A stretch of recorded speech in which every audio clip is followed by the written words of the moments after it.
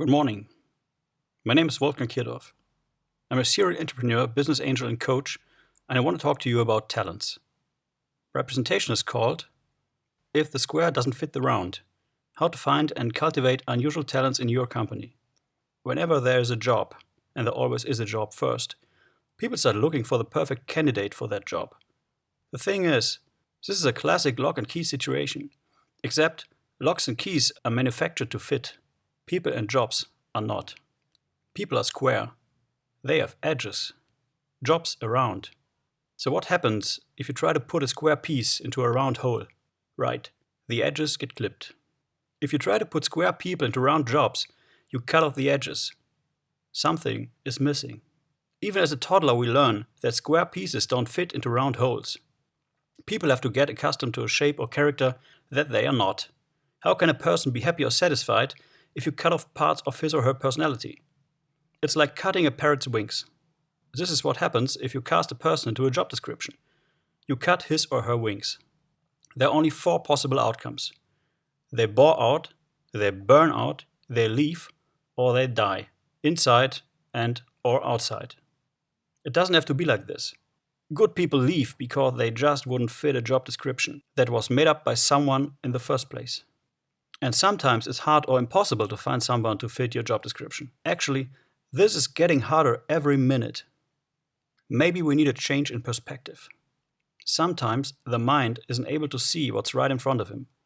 My experience is, this is one of those situations. If all of the tasks and functions in your company were a cake, changing perspective and creating jobs for people would only be a question of how to cut the cake.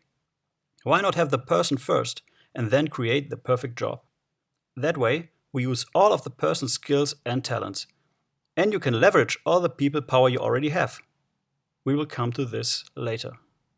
Takeaway number 1. A person's skills and personality often doesn't fit a job description. And in consequence, takeaway number 2, don't cut off edges, change the way you cut the cake. There's a war going on. It's happening right here, right now, at your doorstep. It's a war for talent. According to the Duden, a talent is a person who is able to achieve something unusual or extraordinary in a specific field of expertise, often in art. So why are we fighting about these people and where can we find them? The good news is, talents are everywhere. The question is, how to spot them. In my definition, there are 2 perceived kinds of talents: experts and multi-talents. Let's start with the experts. Every company consists of a range of repeatable working lab experiments, processes. Those processes can be in management, fulfillment, finance, customer acquisition, marketing, etc. All these processes build a complex system. That's your company. A company is pretty much a machine in which you put money, people, and resources, and it generates more money. Otherwise, it's just a hobby. So when a new employee is put into this system, your company, there's a cycle. I call it the employee evolution. It doesn't look like a cycle yet. The new employee starts as an apprentice, later becomes a user, and finally, hopefully, he becomes an expert or a master. Let's take a process like customer acquisition, cold calling. Someone calls 100 people a day on the phone, and every time he scores 20 appointments, which lead to 5 offers, which lead to 1 order. What do we have now? First, we have a 1% conversion rate. Second, we have a measurable system, one of the before-mentioned lab experiments. What can we do with this? First, we can optimize this. We can do 100 calls which, after much effort, lead to 3 orders. Now we have a 3% conversion rate. Then we can scale this. So if we need more orders, we simply call more people. So with the 390-39, we created a benchmark. Now let's imagine that someone new joins the company, or just the process, and is tasked with cold calling. What do we know? We know that someone is able to get 3 orders per 100 calls. So when the new guy starts, he becomes an apprentice in this specific process. The minute he manages to constantly score 3 orders per 100 calls, he becomes a user. And then, in this example, and often also in the real world, something magical happens. He improves the benchmark. He calls 100 people and scores 10 orders, again and again and again. In this moment, he becomes the expert or the master. And what do we have to do now? First, we have to recognize him as an expert or master. Second, we have to make him share his secrets. Third, we have to put everyone else back on square one as an apprentice, and so this becomes a cycle. Experts are everywhere. Experts often, but not always, fuel innovation at a company's ground level. Experts improve quality and the way a company works, if you let them. Experts are those who can help to organically grow the company. Takeaway number 3. Facilitate, honor and use expertise. Takeaway number 4. If you acknowledge someone as an expert, he or she won't quit. He or she will be happy and feel like being in control. They nurture the company. And then there are multi-talents. Multi-talents may be experts, but they have much more to offer than just one specific expertise. Multi-talents are those who bring innovation and growth on a big scale or outside your existing business path. I call them intrapreneurs, like an internal entrepreneur. They are more colorful than the experts. They think outside of the box. They connect the dots that most others don't even see. They can shape the future of your company if you let them. Most entrepreneurs don't even know that they are. They work on the top level of knowledge, the so-called unconscious competence. They don't know that they know something, in terms of they think everyone knows this. They are often not the best in working out the details, but they understand how to share their vision with others and build a team. They get bored doing standard work. They think about becoming entrepreneurs because in their hearts they have that need for achievement that few have. Often they are very good at one or two things and lack others. They need to be shaped.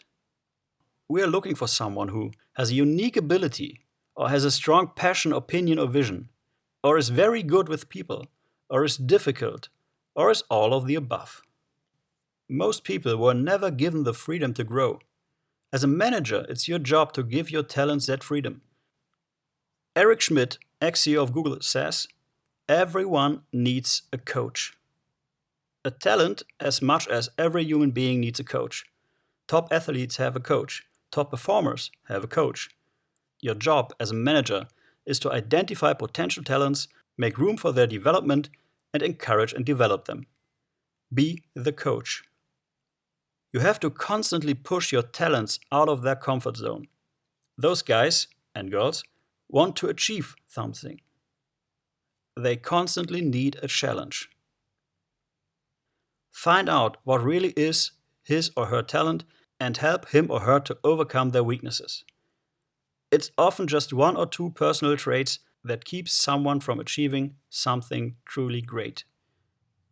As a manager, you have to think of yourself not only as a guy with a or the vision, but also as a service provider for your employees. Takeaway number 5. Entrepreneurs have a need for achievement, so constantly challenge them. Takeaway number 6. Make space for experiments and personal growth. Losing a talent is more than just losing money or a resource. It's destroying your company. If you don't nurture your talents will leave. You are not keeping the status quo by swapping one employee for another. You know that. That talent leaving may have had the ability to innovate or help grow the company. How to keep talents. So how do we keep talents? In that war for talent, money is not the weapon of choice. It's still better than throwing rocks, okay. But those who are really good at something are good for a reason. That reason is passion. They are passionate about their work.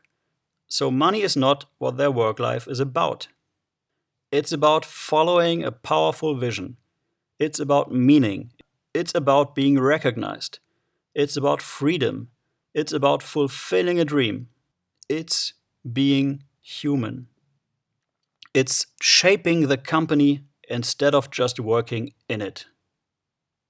You don't easily leave what you care for and what you created. Takeaway number 7. If you need an expert, hire for skill. If you need an entrepreneur, hire for passion. Not everyone who is given some rope hangs himself.